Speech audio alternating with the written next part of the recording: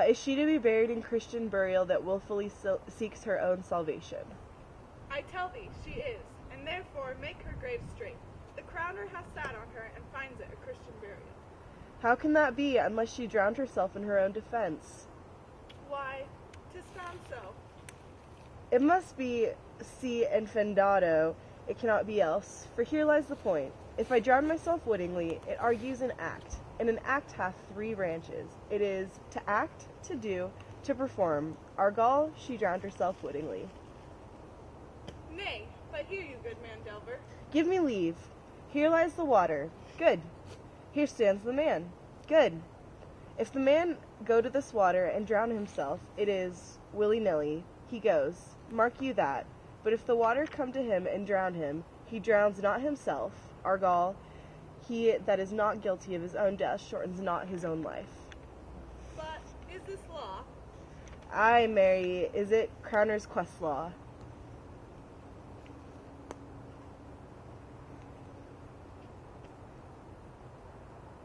Will you have the truth on it? If this had been a gentlewoman, she should have been buried out a Christian burial. Why, there thou sayest, and the more pity that great folk should have countenance in this world to drown or hang themselves, more than they're even Christian. Come, my spade. There is no ancient gentleman but gardeners, ditchers, and grave-makers. They hold up Adam's profession. Was he a gentleman? He was the first that ever bore arms. Why, he had none. What? Art a heathen? How dost thou understand the Scripture? The Scripture says, Adam digged. Could he dig without arms? I'll put another question to thee. If thou answerest me not to the purpose, confess thyself. Go to. What is he that builds stronger than either the mason, the shipwright, or the carpenter? The gallows maker, for that frame outlives 1,000 tenants. I like thy wit well, in good faith. The gallows does well, but how does it well? It does well to those that do win. Now thou dost ill to say, the gallows is built stronger than the church. Argal, the gallows may do well to thee. To it again, come. Who builds stronger than a mason, a shipwright, or a carpenter? Aye, tell me that, and unyoke. Mary, now I can tell. To it. Mass, I cannot tell.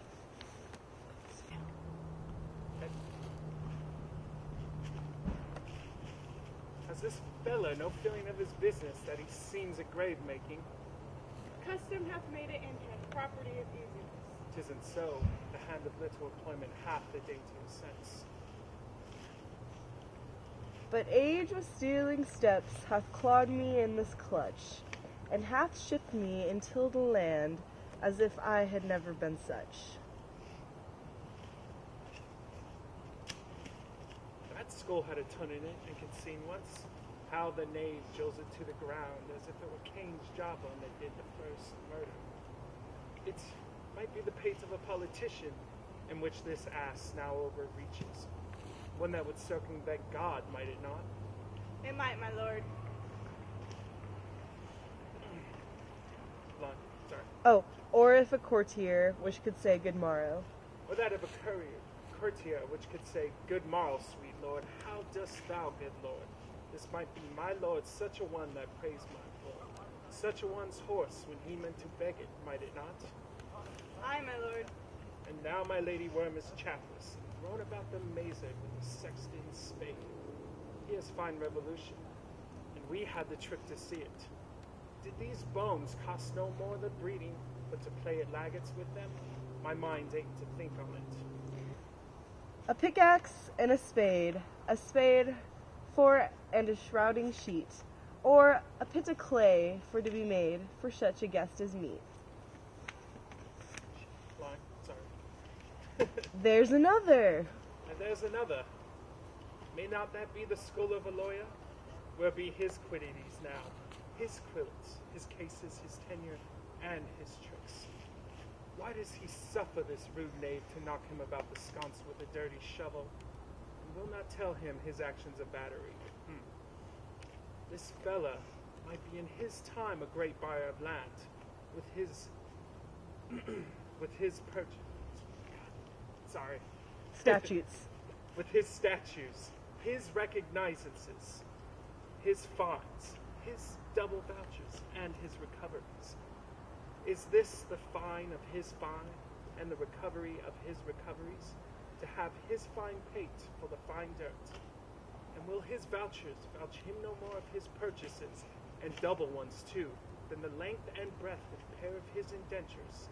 The very conveniences of his lands will have no more. And must the inheritor himself have no more? Ha! Not a jot more, my lord. Is not parchment made of sheepskins? Aye, my lord, and of calfskins too. There are sheep and calves which seek out assurance of this. I will speak to this fellow. Whose grave is this, sir? Mine, sir. I think it be thine indeed, but thou liest in it. You lie on it, sir, and therefore it is not yours. For my part, I do not lie in it, and yet it is mine. Thou dost lie in it. To be in it and say it is thine, 'tis for the dead, not for the quick, therefore thou liest. 'Tis a quick lie, sir. Twill away gain, from me to you. What man dost thou dig it for? For no man, sir. What woman then? For none neither. Who is to be buried in it? One that was a woman, sir, but, rest her soul, she's dead. How absolute this name is. By the Lord, Horatio, these 3 years I have taken a note of it. The age is grown so picked that the toe of the peasant comes so near the heel of the courtier that he gaffs his kyle. How long hast thou been a grave maker? Of all the days in the year, I came to it the day that our last King Hamlet overcame Fortinbras. How long is that since? Cannot you tell that?